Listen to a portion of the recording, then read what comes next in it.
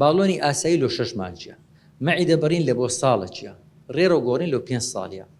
یارمەتی دەدا نایلی قەڵەو بلی زەعیفت دەکاتەوە، یارمەتی دەدا باشە نەک ئەو شتانە زەعیفت بکاتەوە. مەعیدەشت ببڕی ئەتو دانیشە هەر بەپسی بخۆ، هەر شتی شیرن بخۆ، یەک زەعیف نابیەوە زۆر، دوو پاش ساڵێکی قەڵەو دەبیەوە. باڵۆنی زیرەک دابنێ شتی شیرن بخۆ زەعیف نابیەوە، ڕاستە قەڵەو نابی ئەو فترەی ئەو 3 مانگەی لەوانەیە 5 کیلۆ 6 کیلۆ ئەگەر شتی بخۆی زەعیف دەبیەوە.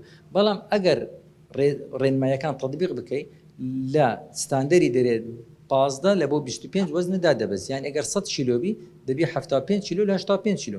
هەر ئەوەندە قودرەتی هەیە ئەو ئیشەیە، واضحە قووەتی ئەوی هەر ئەوەندۆنەیە، یعنی 15 لۆ 25 باڵۆنی ئاسایی شەر ئەوها لە بەو شێوەی، یعنی ئەوەندە قووەتی هەیە یارمەتی دەدا.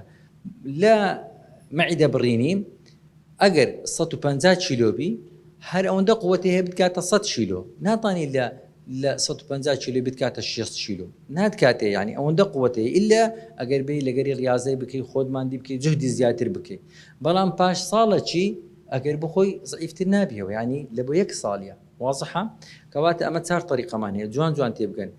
هەر یەکەشان ئیندیکیشنی خۆی هەیە. ئەتو BMI-یەکەت 30 کەمتر بی هیچ طریقەکە لە بۆ نابی، ئەمە هیچ طریقەکە لۆ ناکەی. BMI-یەکەت یعنی BMI چییە؟